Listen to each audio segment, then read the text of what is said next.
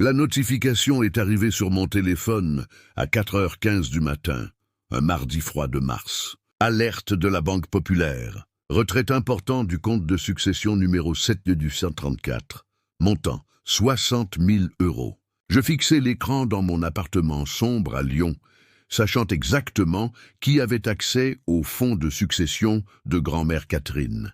Oncle Pierre avait encore frappé. Ce n'était pas la première alerte. Depuis 8 mois que grand-mère Catherine était décédée, je surveillais chaque centime qui sortait du compte de sa succession. Non pas parce que j'étais cupide concernant l'héritage, mais parce que j'avais observé Pierre manipuler les finances de grand-mère pendant des années de son vivant. Maintenant qu'elle était partie, il accélérait le vol. Grand-mère Catherine m'avait élevé après que mes parents soient morts dans un accident de voiture près de Chamonix quand j'avais 12 ans. C'était une institutrice retraitée qui vivait modestement dans sa petite maison de pierre dans le quartier de la Croix-Rousse, mais elle avait épargné consciencieusement toute sa vie. Sa maison était payée, sa retraite stable, et elle avait accumulé près de 800 000 € en épargne et investissement pendant 40 ans de budget soigneux. Elle me disait toujours « Anne, je veux que cet argent t'aide à construire une belle vie. Université, apport pour une maison, tout ce dont tu auras besoin. » Mais oncle Pierre, le plus jeune fils de grand-mère, avait d'autres idées. Pierre avait la cinquantaine et n'avait jamais gardé un emploi plus de 2 ans. Il vivait dans un appartement de location à Vaux-en-Velin, conduisait une vieille Peugeot qui fonctionnait à peine, et avait un problème de jeu que toute la famille prétendait ne pas remarquer. Quand grand-mère commença à montrer des signes de démence, il y a 3 ans, Pierre devint soudainement très attentionné, lui rendant visite 2 fois par semaine et offrant son aide pour les factures. Ce que la famille ne savait pas, c'est que je documentais silencieusement les manipulations financières de Pierre depuis des années. En tant que comptable judiciaire, travaillant pour une grande entreprise à Lyon, je savais exactement à quoi ressemblait l'abus financier des personnes âgées. J'avais vu des dizaines de cas dans mon travail professionnel. Alors, quand Pierre commença à aider avec les finances de grand-mère, je commençais à tenir des registres détaillés. J'ouvris mon ordinateur portable et accédai au dossier crypté intitulé « Documentation succession grand-mère ». À l'intérieur se trouvaient des feuilles de calcul traçant chaque transaction suspecte, des captures d'écran de relevés bancaires, des copies de documents falsifiés et des enregistrements de conversations téléphoniques où Pierre se vantait de ses stratagèmes à ses amis joueurs. Les preuves étaient accablantes. Pierre avait falsifié la signature de grand-mère sur des chèques, utilisé sa carte de débit pour des dépenses personnelles et graduellement transféré de l'argent de ses économies vers des comptes qu'il contrôlait. Durant la dernière année de sa vie, quand sa démence empira, il avait déplacé 140 000 € de son compte d'investissement pour payer ses dettes de jeu. Après sa mort, il accéléra le vol, profitant de son rôle d'exécuteur testamentaire. Mais Pierre avait commis une erreur cruciale. Il avait supposé que parce que j'étais silencieuse et ne l'avais jamais confronté directement, j'étais soit trop naïve pour remarquer, soit trop faible pour faire quelque chose. Il n'avait aucune idée que je construisais une affaire fédérale contre lui depuis 3 ans. Mon téléphone vibra avec un message de ma cousine Marie. Réunion de famille demain chez Pierre. Partage de la succession à 7 heures du soir. Je répondis, je serai là. Le soir suivant, j'arrivai à l'appartement de Pierre à Vaux-en-Velin avec un dossier Manila sous le bras. Le salon était rempli de parents. Mes tantes Élise et Brigitte, mes cousins Marie et Thomas et l'ex-femme de Pierre, Joséphine, qui étaient encore invités aux événements familiaux. Pierre s'assit en bout de sa petite table à manger avec une pile de papier devant lui, ayant l'air important. Maintenant que tout le monde est là, commença Pierre en ajustant ses lunettes, nous pouvons discuter de la distribution de la succession de grand-mère selon son testament. Il leva un document que je reconnus immédiatement comme un faux. J'avais vu le vrai testament. Grand-mère me l'avait montré quelques mois seulement avant de mourir, expliquant qu'elle me laissait la majeure partie de sa succession parce que j'étais le seul membre de la famille qui s'était occupé d'elle de manière constante sans demander d'argent en retour. Comme vous pouvez le voir, continua Pierre en pointant le testament falsifié. Grand-mère voulait que la succession soit divisée équitablement entre ses enfants et petits-enfants. Cela signifie que chacun de nous reçoit environ 70 000 euros. Tante Élise fronça les sourcils. Cela semble peu. Je pensais que maman avait plus d'économies. Eh bien, dit Pierre avec une inquiétude répétée, les frais médicaux de grand-mère étaient assez élevés ces dernières années. De plus, vous savez comme elle a toujours été généreuse avec l'Église. Il n'en reste pas autant que nous l'espérions. J'observais la famille hocher la tête avec sympathie pendant que Pierre mentait doucement sur l'endroit où l'argent était parti. Selon ma documentation, les frais médicaux de grand-mère étaient couverts par la sécurité sociale et sa mutuelle complémentaire. Ses dons à l'église étaient constants de 100 euros par mois, enregistrés dans son carnet de chèques depuis des décennies. L'argent perdu était parti dans les dettes de jeu de Pierre, les paiements de loyer et les factures de cartes de crédit. Maintenant, dit Pierre, sa voix prenant un ton pompeux, il y a une question que nous devons régler. Il me regarda directement. Je sais que grand-mère a toujours eu un faible pour toi, mais parfois elle faisait des promesses qu'elle ne pouvait pas tenir. J'ai entendu dire qu'elle t'avait dit que tu hériterais plus que ta juste part. Mais comme tu peux le voir dans le testament, ce n'est pas légalement possible. La pièce devint silencieuse. Tout le monde me regardait avec expectative. Je dis calmement, je comprends. Pierre sourit avec satisfaction. Bien, je suis content que tu sois raisonnable à ce sujet. Certaines personnes auraient pu devenir cupides, mais tu montres une vraie maturité. Cousine Marie approuva. C'est bien de voir quelqu'un qui place l'harmonie familiale au-dessus de l'argent. Thomas ajouta. Oui, grand-mère n'aurait pas voulu qu'on se dispute pour l'héritage. Pierre se pencha en arrière dans sa chaise, savourant son moment de leadership familial. Exactement. Grand-mère voulait que j'aie son argent, pas toi. Elle me disait souvent qu'elle s'inquiétait de tes habitudes de dépenses, Anne. Elle pensait que tu pourrais le gaspiller en choses frivoles. C'était un mensonge complet. Grand-mère n'avait jamais rien dit de négatif sur mes habitudes financières. En fait, elle complimentait souvent mon budget soigneux et mon approche responsable de l'argent. Mais je n'argumentais pas. Je hochais simplement et dis « bien sûr ». Le testament n'est qu'une formalité à ce stade, continua Pierre s'échauffant sur le sujet. J'ai déjà transféré la plupart de l'argent sur un compte sécurisé pour distribution. Nous aurons des chèques pour tout le monde d'ici la semaine prochaine. Tout le monde s'accordait que cela semblait raisonnable. Après tout, Pierre était de la famille et s'occupait des affaires de grand-mère depuis des mois. Qui suspecterait qu'il volait la succession de sa propre mère ? Pierre passa les 20 minutes suivantes à jouer le rôle du patriarche familial responsable, discutant des arrangements funéraires, s'occupant des affaires de grand-mère et s'assurant que tout le monde se sentait inclus dans le processus. Il fut particulièrement généreux en louanges pour ses propres efforts. « J'ai passé d'innombrables heures à gérer les affaires de maman, dit-il avec un soupir de martyr. La paperasserie seule était écrasante. Banque, assurance, documents légaux. C'est un travail à temps plein, mais quelqu'un devait s'y atteler et gérer les responsabilités d'adultes. Tante Élise lui tapota l'épaule avec sympathie. Nous apprécions vraiment tout ce que tu as fait, Pierre. Maman aurait été fière. Elle disait toujours que tu étais le plus fiable de ses enfants, ajouta tante Brigitte. Pierre rayonna de fierté. Je veux juste honorer sa mémoire en faisant tout correctement. C'est ce que fait la famille. Nous prenons soin les uns des autres. J'écoutais cette performance en révisant mentalement les preuves dans mon dossier. Les registres bancaires montrant que Pierre avait utilisé la carte de débit de grand-mère au casino 6 fois dans le dernier mois de sa vie. Des chèques falsifiés totalisant 92 000 euros. Des transferts frauduleux vers des comptes contrôlés par Pierre. Des enregistrements téléphoniques où il se vantait à son ami Marc d'enfin obtenir ce qu'il méritait de la vieille. La réunion se termina par des embrassades et des promesses de rester en contact. Tout le monde partit en se sentant bien concernant la gestion de la succession par Pierre et mon acceptation mature de l'héritage moindre. Pierre m'accompagna à la porte avec son bras autour de mes épaules comme un oncle protecteur. « Je suis fier de toi, Anne, dit-il. Tu aurais pu rendre ça difficile, mais tu as choisi de faire ce qu'il faut. Grand-mère aurait été fière aussi. Merci, oncle Pierre, répondis-je silencieusement. Je suis sûr qu'elle l'aurait été.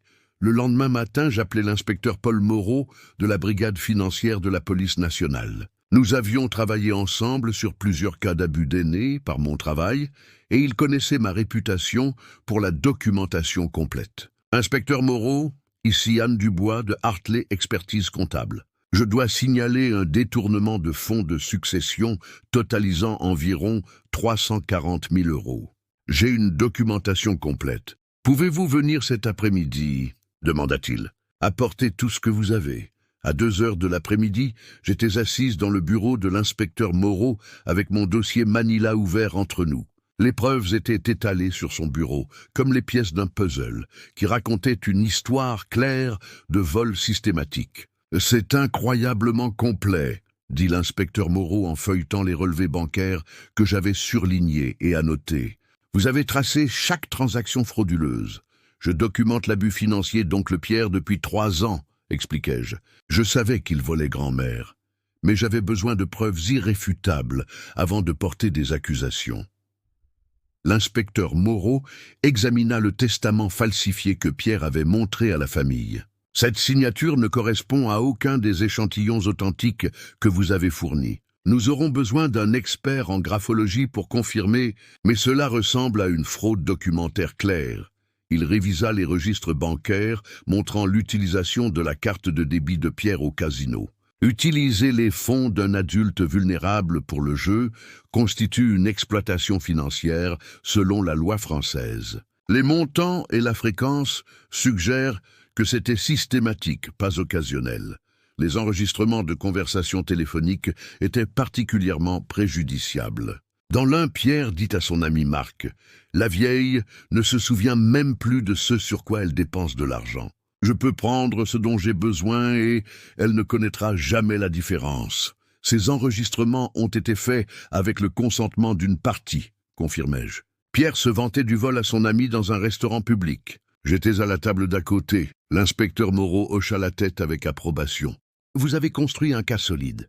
Les preuves supportent des accusations d'abus de confiance, d'abus de faiblesse, de faux et usage de faux et potentiellement de complicité si quelqu'un d'autre était impliqué. Que se passe-t-il maintenant ? Demandai-je. Je vais présenter ceci au procureur de la République immédiatement avec la documentation.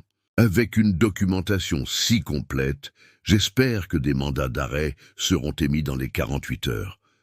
Ce soir-là, mon téléphone sonna. C'était Pierre appelant de son appartement. Anne, sa voix était inhabituellement joyeuse. Je voulais te dire que ton chèque d'héritage est prêt. Tu peux venir le chercher demain ? Bien sûr, dis-je. À quelle heure ça t'arrange ? Que dis-tu de 10 heures du matin ? J'aurai tout prêt ? Parfait. À demain, après avoir raccroché, j'appelai l'inspecteur Moreau. Pierre veut que je vienne demain matin récupérer mon chèque d'héritage. Il prévoit probablement de me donner quelques milliers pour faire paraître le vol légitime. Timing parfait, répondit-il. Nous prévoyons d'exécuter le mandat d'arrêt demain matin de toute façon. Pouvez-vous retarder votre visite jusqu'à environ 11 heures ? Nous voulons l'arrêter d'abord. Le lendemain matin, je me rendis au complexe d'appartements de Pierre à 11h15. Quand j'entrai dans le parking, je vis 2 voitures de police garées devant son immeuble. L'inspecteur Moreau était à côté de son véhicule banalisé, parlant à la radio. Il s'approcha de ma voiture. C'est fait. Nous avons arrêté Pierre à 10h30. Il est en cours de traitement au commissariat. Comment a-t-il réagi ? Demandai-je. Choc, puis colère, puis marchandage désespéré. Il insistait que tout était un malentendu et qu'il prévoyait de rendre l'argent. Réaction classique quand les voleurs sont pris. L'inspecteur Moreau me remit un reçu de preuve. Nous avons confisqué ses ordinateurs, registres financiers et plusieurs documents de son appartement. Le procureur vous contactera concernant votre témoignage à l'audience préliminaire. Et le reste de la famille. Il pense toujours que Pierre gérait tout légitimement. C'est à vous de voir, dit l'inspecteur Moreau. Mais ils découvriront bientôt quand ça ira au procès. Les nouvelles locales couvrent généralement les cas d'abus de confiance impliquant des victimes âgées. Je rentrais chez moi en ressentant un mélange de soulagement et de tristesse. Soulagement que Pierre affronte enfin les conséquences de ses vols, mais tristesse que la mort de grand-mère ait été suivie d'une telle trahison de son propre fils. Cet après-midi-là, mon téléphone commença à sonner. D'abord Marie, puis Thomas, puis tante Élise. La nouvelle se répandait dans le réseau familial. « Anne, savais-tu que Pierre a été arrêté ?» La voix de Marie sonnait choquée. « Ils disent qu'il a volé l'argent de la succession de grand-mère. Savais-tu quelque chose à ce sujet ?» J'ai fourni des preuves à la police, dis-je simplement. « Des preuves ? Quel genre de preuves ?» Depuis combien de temps savais-tu ? Je documente son vol depuis 3 ans. J'ai des relevés bancaires, des documents falsifiés et des conversations enregistrées prouvant qu'il a volé 340 000 € de la succession de grand-mère. Il y eut un long silence. Puis la voix de Marie devint froide. « Tu as espionné des membres de la famille pendant 3 ans. C'est malsain, Anne. Les problèmes familiaux devraient être traités en famille, pas en appelant la police sur ton propre oncle. Pierre a volé 340 000 € de la succession de sa mère, répondis-je. Ce n'est pas un problème familial. C'est un crime, mais c'est de la famille. On n'envoie pas la famille en prison pour de l'argent. » Cette conversation se répéta avec plusieurs parents dans les jours suivants. La famille était divisée entre ceux qui étaient horrifiés par le vol de Pierre et ceux qui croyaient que j'avais trahi la loyauté familiale en impliquant les forces de l'ordre. Tante Élise m'appela en pleurant. Comment Pierre a-t-il pu faire ça à sa propre mère? Je lui faisais entièrement confiance. Nous lui faisions tous confiance. Mes cousins Thomas avaient une perspective différente. Tu as détruit notre famille pour de l'argent, Anne. Pierre a fait des erreurs. Mais tu aurais dû lui parler en privé, au lieu de ruiner sa vie. Pierre volait grand-mère pendant qu'elle mourait de démence, dis-je. Il a falsifié des documents légaux et menti à toute la famille concernant la distribution de la succession. Comment exposer cela ruine-t-il sa vie? Il a ruiné sa propre vie en choisissant de commettre des crimes.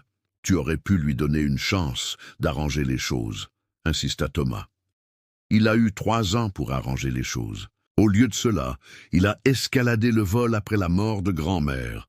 L'audience préliminaire eut lieu 6 semaines plus tard. Je témoignais sur les preuves que j'avais collectées, expliquant comment Pierre avait systématiquement volé les comptes de grand-mère quand elle était vulnérable et incapable de se protéger. L'avocat de la défense de Pierre tenta de présenter le vol comme un malentendu, prétendant que Pierre avait l'intention de rendre l'argent après avoir résolu ses difficultés financières temporaires, mais les preuves étaient accablantes.